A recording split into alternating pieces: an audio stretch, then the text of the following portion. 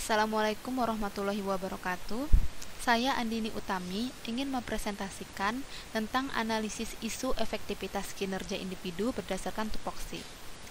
Perkenalkan, saya Andini Utami, peserta Latsar golongan 3 angkatan 12 PPSDMD Kalimantan Selatan kelompok 3 dengan tupoksi analis obat dan makanan Dinas Kesehatan Kabupaten Tapin. Kerangka pemikiran, yang pertama mengidentifikasi beberapa isu atau masalah seputar efektivitas kerja sesuai tupoksi di tempat kerja. Yang kedua, menemukan isu menggunakan metode USG, lalu menganalisis isu dengan metode Fishbone, lalu alternatif pemecahan isu menggunakan metode SWOT. Yang terakhir, tabel rekomendasi alternatif penyelesaian isu. Isu atau masalah seputar efektivitas kerja. Yang pertama, kesadaran masyarakat yang rendah terhadap mutu obat dan makanan. Yang kedua, perusahaan obat dan makanan yang mempunyai daya saing tinggi. Lalu, adanya perubahan gaya hidup masyarakat. Pertama, metode USG adalah yang U, urgensi, yaitu seberapa mendesak isu tersebut harus dibahas dikaitkan dengan waktu. Lalu S, seriousness, yaitu seberapa sering isu tersebut harus dibahas dikaitkan dengan akibat yang muncul. Lalu ground, seberapa kemungkinannya isu tersebut berkembang dikaitkan dengan kemungkinan masalah memburuk. Dengan metode USG tersebut, kita dapat menemukan isu yang mana yang lebih besar poinnya. Yang pertama, isu kesadaran masyarakat yang rendah dengan urgensi poin 5, seriousness poin 4, ground poin 5 dengan total poin 14. Yang kedua, daya saing perusahaan dengan urgensi 3, seriousness 3, ground 3 dengan total 9. Lalu yang ketiga, isu perubahan gaya hidup dengan urgensi 5, seriousness 5, ground 5, total poin 15. Dari sini dapat kita lihat bahwa poin yang paling besar adalah perubahan gaya hidup. Perubahan gaya hidup sulit untuk kita lawan karena setiap tahun berkembangnya zaman, berkembangnya pada era modern, sulit untuk dilawan. Karena zaman yang semakin tahun semakin modern. Fishbone, metode Fishbone yaitu pertama, kurangnya penyuluhan kepada masyarakat sehingga akses informasi pun kurang pada masyarakat yang berakibatkan pada kurangnya kesadaran masyarakat di mana SDM-nya pun pengetahuannya kurang, lalu berakibatlah pada masih banyaknya obat dan makanan yang tidak layak edar di pasaran. Analisis SWOT. S yaitu strength atau kekuatan, di mana kekuatannya di sini adalah kompetensi ASN yang memadai dalam pelaksanaan tugas. Lalu networking yang kuat dengan lembaga, lalu pedoman pengawasan yang jelas. Lalu ada weakness, yaitu kelemahan. Kelemahannya beberapa ASN masih memerlukan peningkatan kompetensi. Lalu kekuatan laboratorium yang belum memadai, terbatasnya sarana dan prasarana.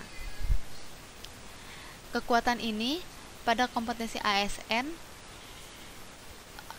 memadai dalam pelaksanaan tugas, yaitu saya sebagai analis obat dan makanan, lalu networking yang kuat dengan lembaga, kerjasamanya antara BPOM dan pemerintah provinsi serta daerah, lalu pedoman pengawasan yang jelas dari Kementerian Kesehatan.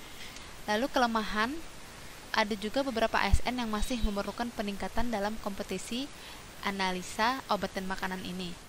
Lalu laboratorium, alat dan bahannya yang belum memadai, dan keterbatasan sarana prasarana.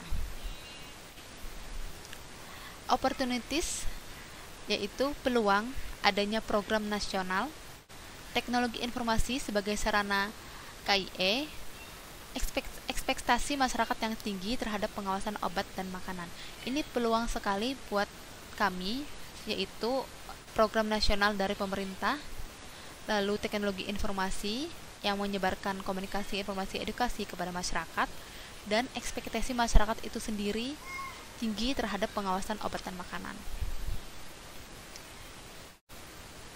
Lalu ada threats, Tantangannya, penjualan obat dan makanan secara online, perubahan pola hidup, masih banyaknya jumlah pelanggaran di bidang obat dan makanan, dan berkurangnya ketersediaan pangan berkualitas dengan harga kompetitif. Dimana kembali lagi pada masalah sebelumnya, zaman tahun semakin modern, sehingga semua bisa diperjualbelikan secara online, termasuk obat dan makanan, yang mana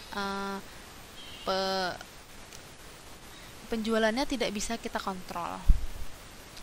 Lalu perubahan pola hidup pun tidak bisa dikontrol karena sudah mengikuti zaman era modern tersebut. Masih banyaknya jumlah pelanggaran di bidang obat dan makanan, berkurangnya ketersediaan pangan berkualitas dengan harga kompetitif, karena sekarang apa-apa serba mahal, termasuk dengan kualitas, ada harga, ada kualitas, di mana jadinya para perusahaan obat dan makanan mempunyai daya saing yang tinggi untuk menghasilkan suatu produk. Tabel alternatif pemecahan masalah.